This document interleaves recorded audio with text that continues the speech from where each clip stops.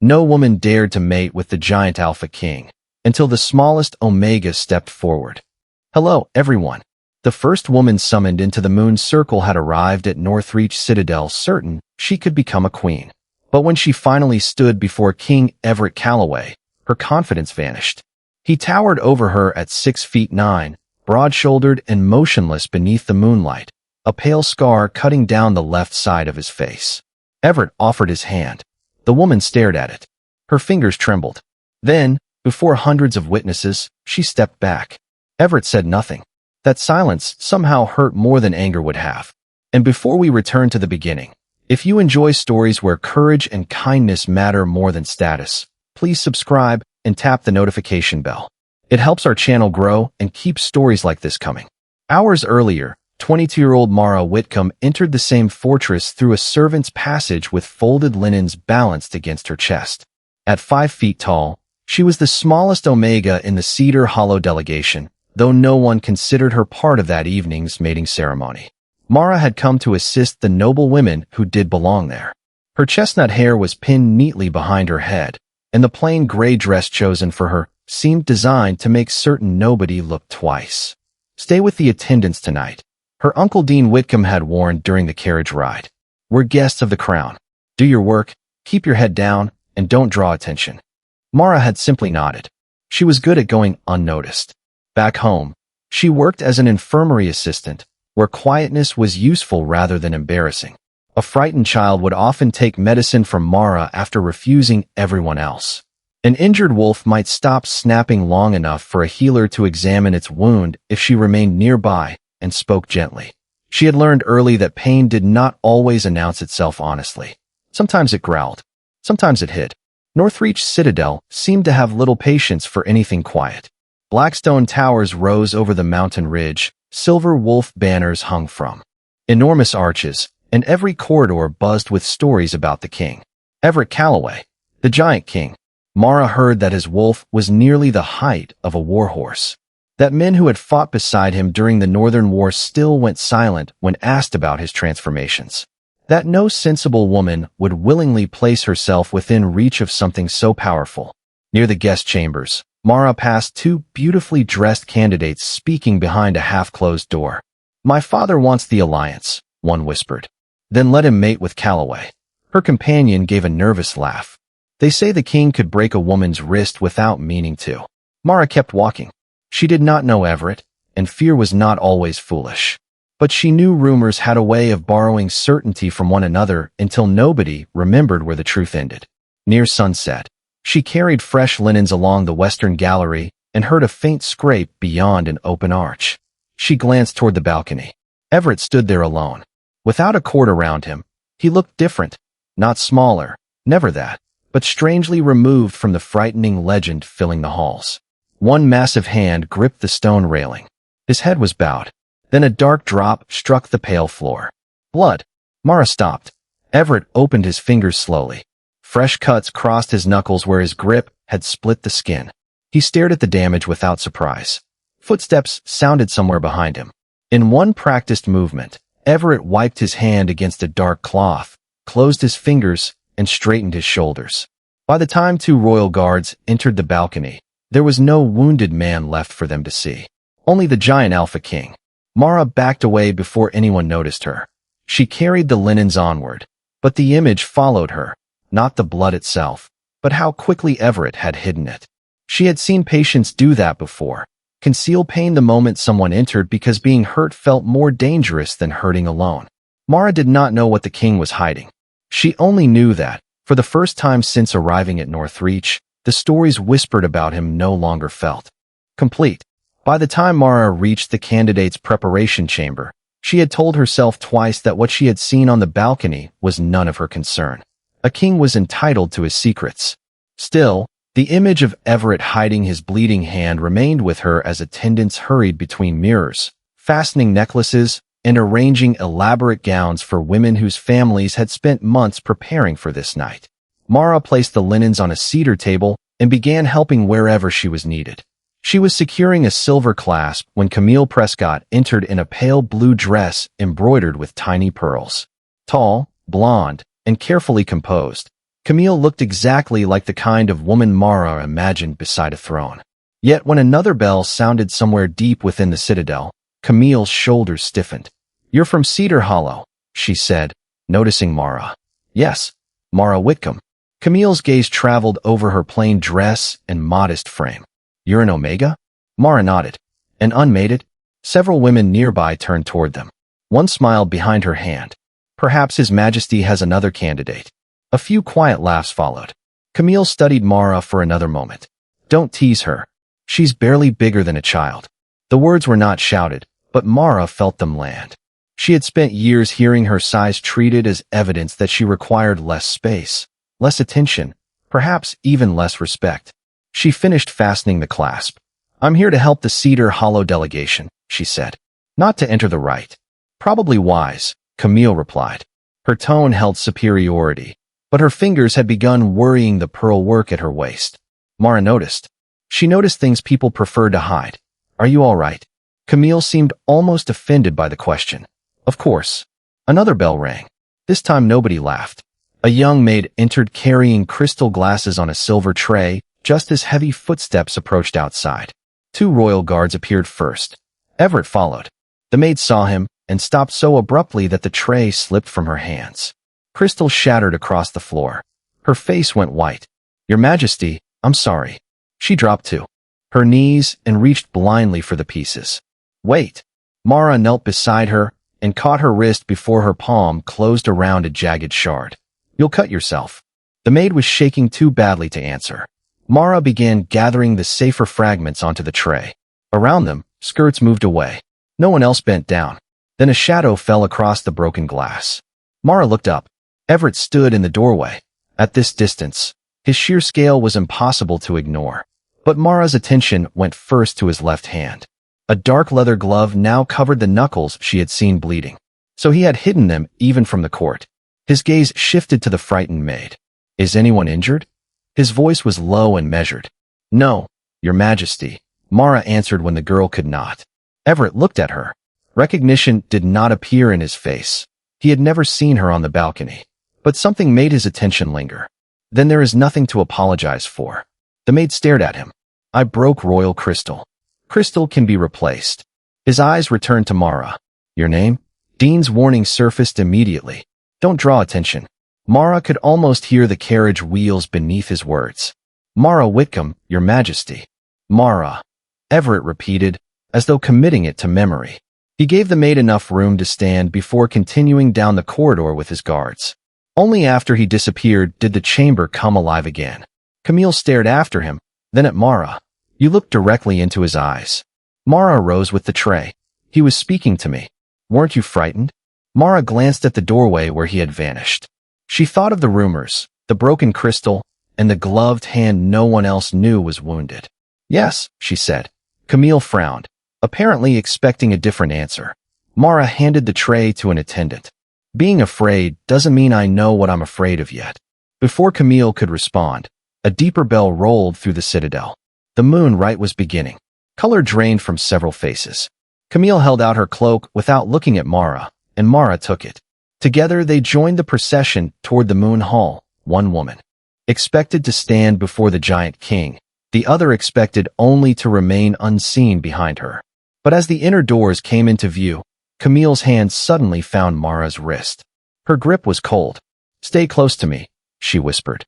Camille released Mara's wrist only when the inner doors opened. Beyond them, the moon hall seemed carved for beings larger than ordinary men. Black pillars climbed toward an open dome, where the night sky hung above hundreds of candles, and at the center of the chamber lay a wide circle of pale stone marked with ancient silver lines. Mara followed Camille toward the places assigned to their delegation, carrying her cloak. The noble women who had joked upstairs no longer sounded amused. Mothers adjusted daughters' sleeves. Fathers whispered last instructions. Some candidates stared at the moon's circle as though it were an altar. Others looked toward the nearest exit. Camille's hand returned to the pearl work at her waist. "You can still breathe," Mara murmured. Camille gave her a strained look. Easy advice from someone who doesn't have to walk into that circle. Mara accepted the rebuke. Camille was right. Before she could answer, Graham Voss stepped beside the royal dais. The royal chancellor welcomed the assembled houses, speaking of unity, succession, and Northreach's future. His words were elegant, but Mara noticed his eyes repeatedly settle on several prominent families, including the Prescotts. This was supposed to be a mating rite. To men like Graham, it was also a negotiation. Then Beatrice Hollowell entered the circle. The elderly keeper carried no jeweled staff and wore no crown of office. Yet the room quieted for her faster than it had for the chancellor. "Before any name is called," she said, "remember the law under which we gather." Her gaze passed over the candidates, then their families. No father may give a daughter to this bond. No council may bargain one into it. No title may purchase it. Camille went very still. Any unmated woman may enter the moon's circle by her own will and offer her hand to the king. His Majesty must offer his willingly in return. Only then may the right answer. A low stir moved through the hall. Camille leaned toward Mara. "My father never mentioned that." "Which part?" "That the king could refuse me." Mara looked at her. "Can you refuse him?" Camille's lips parted. Her eyes drifted toward a silver-haired man standing with the Prescott family near the front. His expression held no uncertainty at all. "My father has spent 3 years building this alliance." That was not an answer, and both women knew it. 3 strikes of wood against stone ended their conversation. The candidates straightened. Everett entered. Mara had already seen him twice, yet the hall changed around his presence. Dressed in black ceremonial clothes edged with silver, he moved without hurry, his height setting him above even the seasoned alphas lining the aisle. People drew aside before he reached them. Mara watched his left hand. The leather glove remained. Everett noticed the space opening around him. For one fleeting instant, something hardened behind his eyes. Then he shifted farther from the nearest guests, giving them even more room. Mara remembered broken crystal and a frightened maid being told there was nothing to punish. Dean appeared behind her shoulder. "You stay here tonight," he whispered. "Whatever happens, this is not our affair." Mara lowered her voice. "I know." Yet the words felt less certain than they once would have. Everett reached the center. He looked across the assembled candidates, many of whom could barely meet his gaze. "No woman who declines tonight will face punishment from me or from this court." Graham's expression tightened. Everett saw it. "That is not a request, Chancellor." "Of course, Your Majesty." Beatrice opened a narrow parchment. "Miss Lydia Harcourt of Westvale." A tall woman in ivory stepped from the first row. Her family watched eagerly as she crossed the floor, but her pace slowed with every step. Everett extended his unloved right hand.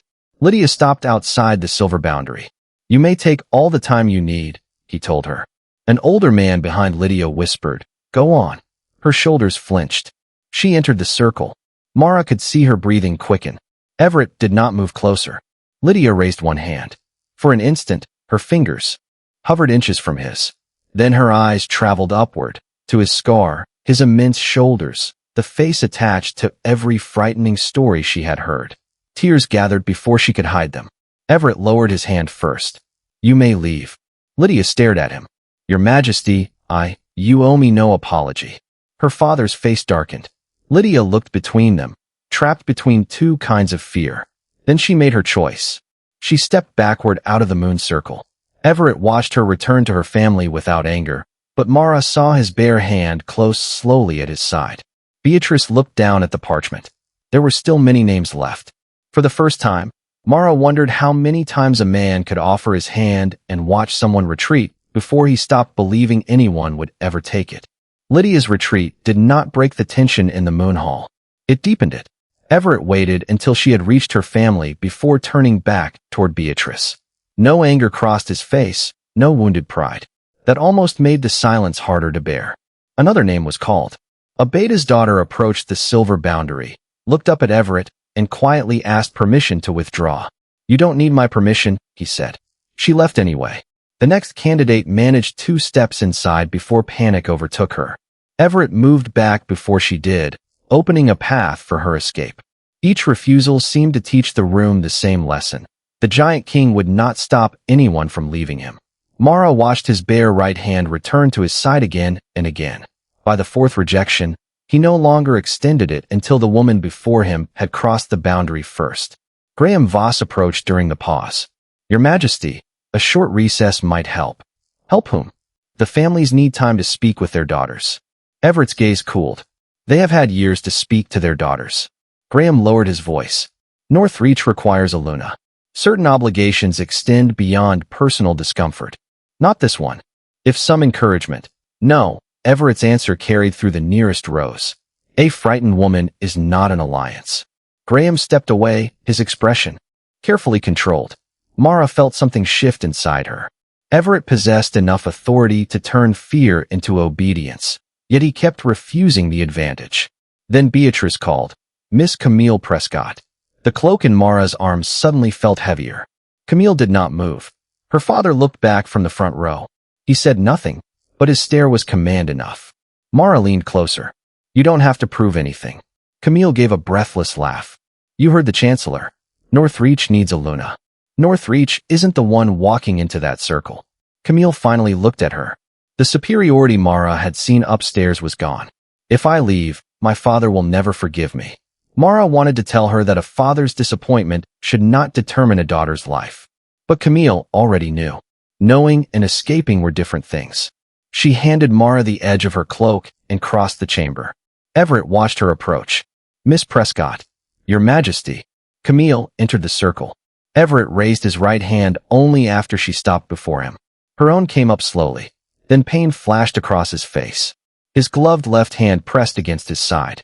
The surrounding candle flames bent sharply outward. A wave of alpha dominance rolled through the chamber. Camille gasped and stumbled back. Everett withdrew at once.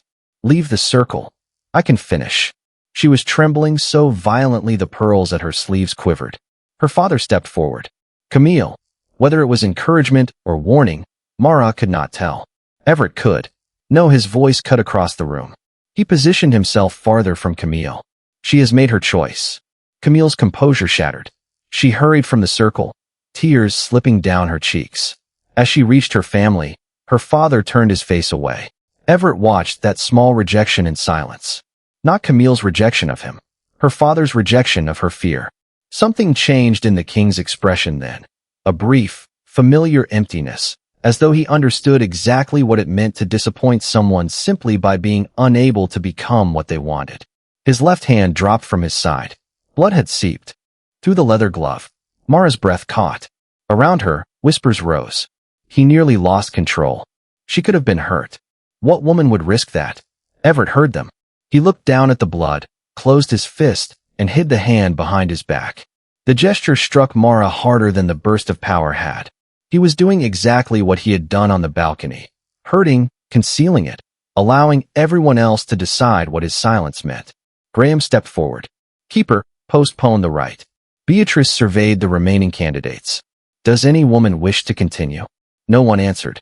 Several lowered their eyes. One moved behind her mother. Everett stood in the center of the pale ring with empty space surrounding him. For the first time, Mara did not see a feared king waiting to be chosen. She saw a man who had made it safe for everyone to walk away, and had apparently prepared himself to be left there when they did. Dean touched her arm. "It's finished, Mara." She looked down at Camille's cloak still resting across her hands. Then she looked at Everett. And somewhere between those two things, staying invisible stopped feeling like safety. For several seconds, Mara remained exactly where everyone expected her to be. Dean's hand rested on her arm. Camille's cloak lay across her palms. Beyond them, the moon circle stood empty except for Everett, while Graham quietly urged Beatrice to end the ceremony. Mara could stay in the outer row and return to Cedar Hollow tomorrow. She could resume her work in the infirmary, where being overlooked had always felt easier than being judged. No one would blame her. No one would even remember she had been here. Then Everett shifted his injured hand behind his back, hiding the blood from a room already convinced it understood him. Something inside Mara refused to accept that image. "Mara." Dean felt her move. His fingers tightened. "Don't." She turned to him. "Why?" "Because you are not one of them." His eyes flicked toward the noble families. "This ceremony was never meant for you." Mara looked at the cloak she was carrying for a woman whose father had wanted an alliance more than he had wanted his daughter's peace. Beatrice said any unmated woman could enter. Dean stared at her. "You're an infirmary assistant from Cedar Hollow. He is the Alpha King. I know who he is." "Do you?" Fear sharpened his voice. "You saw what just happened." Mara had. She had seen power spill from Everett without warning. She had also seen him retreat from Camille the instant he understood she was afraid. Both things were true. I saw him let her go. Dean's expression softened for a heartbeat. Please, come home with me tomorrow. Let tonight belong to people who were born for it. Mara felt the familiar weight beneath those words. He meant to protect her. He always had. But protection had slowly become a life in which she was safest when she wanted nothing beyond the space others gave her. Mara placed Camille's cloak into his hands. Maybe being born for something isn't the same as choosing it. She stepped away. The first few strides drew little notice. Then her shoes crossed from the crowded outer floor onto the open stone leading toward the circle. Conversations stopped behind her. Mara, Dean called. She kept going. Her heartbeat struck painfully against her ribs. She was frightened, not only of Everett, but of being seen, laughed at, remembered for the wrong reason. Graham noticed her approaching and moved into her path. The attendants remained behind the delegations. I know. Then return to your place. Before Mara could answer, Beatrice spoke. Are you unmated? Every face in the hall seemed to turn at once. Mara swallowed. Yes. Has anyone instructed you to approach the king? No. Has anyone promised you rank, protection, or reward for doing so? No. Beatrice studied her. Then why are you here? Mara looked beyond Graham. Everett had turned toward her. There was no invitation in his expression, no secret recognition assuring her she had made the right choice. He looked almost wary. Good, she thought. She did not want certainty borrowed from him. Because the right is still open. Beatrice held her gaze, then stepped aside. It is. Graham's jaw tightened. This is improper. She wasn't presented by a recognized house. The old law asks for willingness, Beatrice replied. Not pedigree. A few people laughed when Mara entered the moon circle. She heard someone whisper, she barely reaches his chest. Another voice answered, perhaps she doesn't understand what happened to Prescott. Mara understood perfectly. That was why each step mattered. Everett seemed even larger from within the circle, but the closer she came, the more clearly she saw the strain around his eyes and the blood darkening his glove. He did not extend his hand. Miss Wickham, he said, you have nothing to prove here. I know. Then why did you come? Mara breathed slowly until her voice belonged to her again. Everyone keeps talking about how dangerous it is to stand near you. She glanced toward the women who had withdrawn, then back at him. No one seems to be asking what it cost you to keep letting them leave. Everett went completely still. Mara stopped several feet away. She would not pretend she felt no fear. She would not let fear make the decision either. The right asked for someone to come willingly, she said. So I am. The room disappeared into silence. Everett looked at the smallest Omega who had entered his circle, then slowly removed his blood-stained glove. He still did not offer his hand. Instead, the giant Alpha King lowered himself onto one knee until his eyes were nearly level with hers. Before you take another step, he said quietly, tell me the truth, Mara. Are you afraid of me? Yes. Mara answered before fear could dress itself as courage. Everett's expression changed, not with disappointment, but surprise. A murmur passed beyond the moon circle. She ignored it. I am afraid of you. His gaze lowered briefly, as though he had expected that answer all along. Then you should leave. Why? Everett looked back at her. Because fear exists for a reason. Sometimes. Mara glanced at his bare left hand, where fresh blood marked the skin beneath the removed glove. But sometimes we misunderstand the reason. He rose slowly from one knee, returning to his full height. The difference between them should have made Mara feel insignificant. Instead, she noticed how deliberately he kept both hands visible at his sides. You saw what happened with Miss Prescott, he said. I did. And you still came closer. I also saw you move away from her before anyone asked you to. Everett said nothing. Mara could hear her own pulse beneath the silence. I don't know you, she continued. I don't know what happens when your control slips, or why your hand keeps bleeding. I only know that every time someone here has been frightened, you've given them more distance, not less. Something guarded shifted behind his silver-gray eyes. You noticed my hand. Mara realized too late how much she had revealed. On the balcony, Everett's face tightened. You were there? I was passing through the gallery. I didn't mean to watch. He looked down at the cuts across his knuckles. Then you know enough to understand that the rumors are not entirely invented. I never thought they were. That answer seemed to unsettle him more than reassurance would have. Mara drew a careful breath. Being powerful enough to hurt someone and choosing to hurt them are not the same thing. Behind her, Graham Voss shifted impatiently. Your Majesty, this has gone far enough. Everett never looked away from Mara. If you place your hand in mine, the right may answer. If it does, neither of us knows what it will ask next. Then don't take my hand unless you want to. The words left her quietly. Everett went still. Mara understood then how rarely anyone spoke to a king as though his consent mattered too. No pity, he asked. No attempt to save me. I'm an infirmary assistant, not a miracle. The corner of his mouth almost moved. Then why stay? Mara thought of all the years she had made herself smaller because invisibility required less courage than being misunderstood. Because I want to know what is true. Everett extended his right hand. He did not reach for her. He waited. Mara placed her palm against his. Warmth moved through her fingers, immediate but not painful. The silver markings beneath their feet awakened. Light traveled around the circle in thin, luminous threads. Gasps rose from the court as one ancient symbol after another brightened. Mara felt Everett's fingers tighten slightly, not possession, but astonishment. The glow advanced toward the center, then stopped. Half the markings remained dark. Graham stepped forward. What does that mean? Beatrice approached the boundary, studying the incomplete pattern. It means the moon circle answered. Answered what? A willing choice. Graham frowned. Is she his mate? Beatrice lifted her eyes. The rite has not said that. The uncertainty struck Mara harder than certainty might have. She looked at Everett. Whatever had passed between them was real enough to wake ancient magic, but it had promised them nothing. Then complete the ceremony, Graham demanded. It cannot be completed by command, Beatrice said. The circle responded when she chose to enter freely. What comes next must also be freely given. Everett slowly released Mara's hand. The silver light remained unfinished beneath them. Graham's attention swept over her plain dress. We are delaying the future of Northreach over an infirmary servant with no court education, no political standing, and no alpha blood. Mara felt every old insecurity find its mark.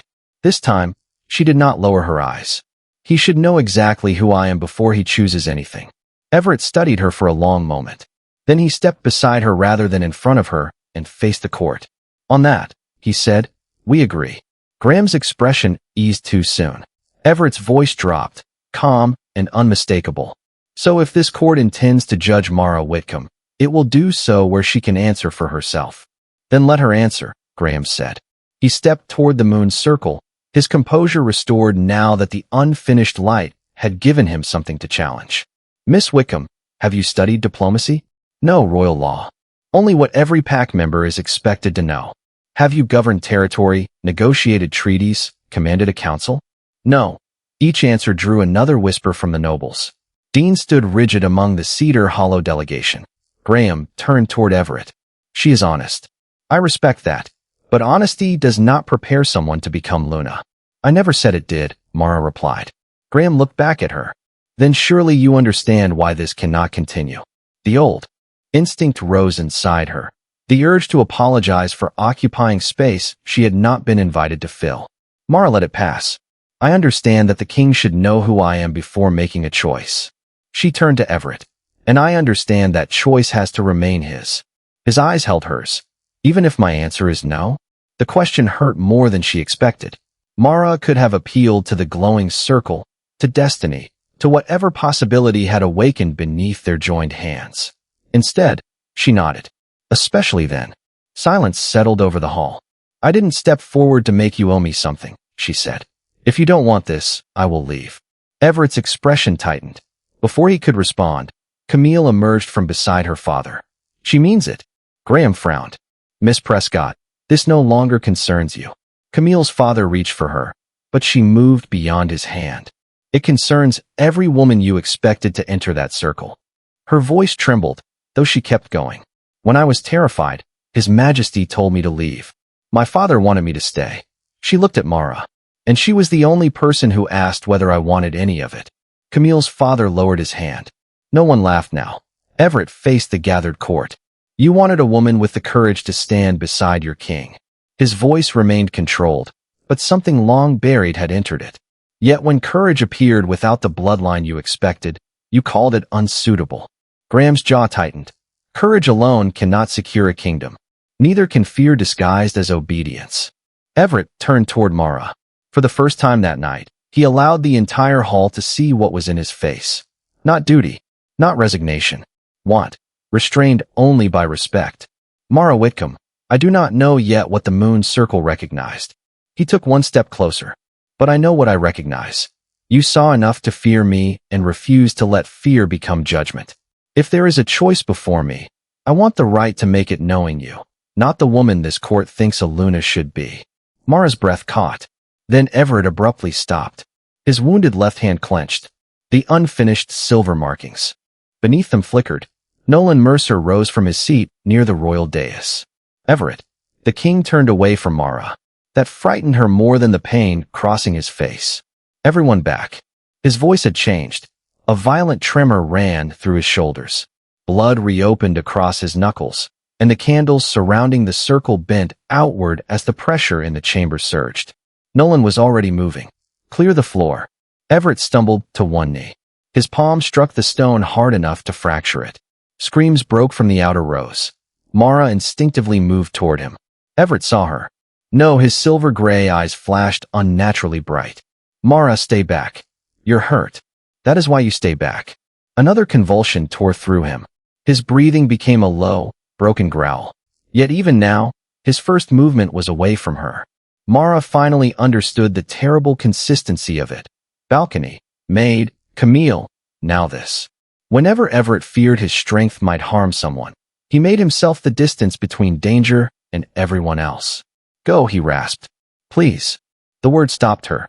He had finally admitted he wanted to know her, and in the same moment, he was willing to lose her rather than risk hurting her.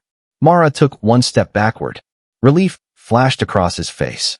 Then Nolan reached her and whispered, keep moving. If the shift starts, he may not be able to stop it. Mara looked from Nolan to the man shaking on the broken stone. What shift? Nolan's face went pale. The one he has spent years letting the kingdom mistake for rage. It isn't rage, Nolan said. It never was. Another violent tremor passed through Everett, and the fractured stone beneath his palm widened. Mara watched the tendons in his neck tighten as he fought whatever was happening inside him. Around the moon hall, nobles crowded toward the walls. Men who had spent years calling their king dangerous now looked terrified to be proven right. The Calloway bloodline carries an ancient wolf form, Nolan continued. Most descendants inherit only traces of it. Everett inherited nearly all of it. The king's eyes flashed silver again. During the Northern War, he shifted too often, and remained in that form too long. His body never fully recovered. Now every transformation comes with pain, and resisting one can be worse. Mara thought of the balcony, the split knuckles, the glove, the moment beside Camille when his dominance had escaped for barely a heartbeat. Why let everyone believe he was losing control? Everett answered before Nolan could. A kingdom can survive fearing its king. His words broke between breaths. It cannot survive believing he is weak. There was the truth Mara had been searching for, and it was neither comforting nor simple. Everett was dangerous. Not cruel. Not harmless. Powerful enough that losing control carried real consequences, and proud enough to hide the suffering that came with preventing it. His shoulders jerked again. Take her away, Nolan. Mara looked at him. No, Everett's head snapped toward her. This is not the time to prove you're brave. I'm not proving anything. She moved closer, stopping well beyond his reach. I'm choosing where I stand. Mara, his voice dropped into something almost desperate. I could hurt you. Then tell me what helps. Everett had no answer. Nolan did. Don't touch him. Not yet. Keep him focused on something outside the shift. Mara lowered herself onto the stone several feet away. Her knees trembled beneath her dress, so she placed both hands openly in her lap. Everett. His breathing remained ragged. Look at me. He resisted. Mara waited. Eventually, his gaze found hers. You gave Lydia time, she said. You let Camille leave. You told me the truth when lying would have made this easier. Another growl rolled through him, but she continued. Do one more thing for me. Breathe. She drew in a slow breath. After several painful seconds, Everett followed. Again, Mara matched the rhythm without moving closer. The pressure filling the chamber began to weaken. His fingers slowly released the broken floor. The silver in his eyes receded. One candle straightened, then another. When Everett finally sagged back onto one knee, exhausted but fully human, no one spoke. Mara waited until Nolan nodded before approaching. She offered her hand. Everett stared at it. You should have left. You asked me to. And you didn't. Neither did you. Something fragile crossed his face. This time, when he accepted her hand, no ancient markings awakened. There was no ceremonial light, no promise from the moon. Only his wounded fingers closing carefully around hers. Across the chamber, Camille stepped toward her father. I'm returning home on my own terms. He stared at her. You will do no such thing. Camille flinched, then looked toward Everett, the king who had protected a choice her own family would not. Yes, she said quietly. I will. After this is finished. Her father reached for her arm. She stepped beyond him. He let his hand fall. Dean watched the exchange, then approached Mara as Nolan helped Everett stand. Camille's cloak was still folded over his arm. He held it out, but his eyes remained on his niece. I thought keeping you unnoticed would keep you safe. Mara took the cloak. Dean swallowed. I never asked what it was costing you. She touched his wrist. It was not enough to erase years, but it was enough to begin somewhere. Graham moved toward the council, already whispering about postponement. Everett heard him. Tomorrow night, he said, his voice weakened but steady. The moon rite will continue. Graham turned. After what they witnessed? Because of what they witnessed. Everett looked across the court. No more daughters pressured into this circle. No alliances negotiated in my name without their consent. Beatrice approached the unfinished markings. And what of the choice the circle is waiting for? Everett looked at Mara. She still held Camille's cloak in one hand. His blood marked the other. Tomorrow, he said, Mara chooses again. His gaze softened. And this time, so do I. The following night, Mara returned to the Moon Hall wearing the same plain gray dress. Dean had offered to find her something finer. She had smiled and refused. If Everett chose her, she wanted nothing between them disguised as someone else's expectation. The chamber filled again, but its mood had changed. Camille stood apart from the candidates, preparing to return home on her own terms. Nolan remained near the royal dais. Graham Voss waited with the council, quieter than before. At the center, the unfinished silver markings still rested beneath the pale stone like a question no one could answer for them. Beatrice Hollowell entered first. Last night, this circle answered a willing choice, she said. Tonight, nothing will be assumed from it. Nothing will be owed because of it. Mara's heart beat harder. Then Everett appeared. No glove covered his left hand. Mara noticed immediately. The cuts across his knuckles had been cleaned and bandaged, but he had made no attempt to conceal them. For the first time since she had seen him alone on the balcony, he entered a room without hiding the evidence that strength could hurt. Everett reached the moon's circle, but he did not stop at its center. He crossed it, toward her. A murmur moved through the court as the giant Alpha King came to the Omega no one had expected even to enter the rite. He stopped one pace away. Yesterday Mara had crossed that distance while the kingdom watched. Tonight, he left it for her. Mara Whitcomb, he said, I spent years believing that if people feared me, at least they would never see what my strength costs. His gaze briefly touched his wounded hand. I thought being needed was enough. I stopped asking whether I was known. Mara said nothing. He deserved the same freedom to speak that he had given every frightened woman who stood before him. You saw enough to be afraid, Everett continued. And you never pretended otherwise. You also saw enough to question what everyone else had already decided. He extended his left hand, the one she had first seen bleeding against the balcony stone. I don't know what the moon intended when it answered you. His voice softened. But I know what I intend now. I choose you. Not because Northreach needs a Luna. Not because ancient magic might call you my mate. I choose Mara Whitcomb, the woman who came toward me before she knew there was anything to gain. His hand remained open, waiting. Mara looked at the bandaged knuckles resting between them. Once, Everett had hidden that hand the moment footsteps approached. Now he offered it before his entire kingdom. I spent most of my life thinking being unnoticed was the safest way to belong somewhere, she said. Her eyes found Dean's. He did not lower hers for her this time.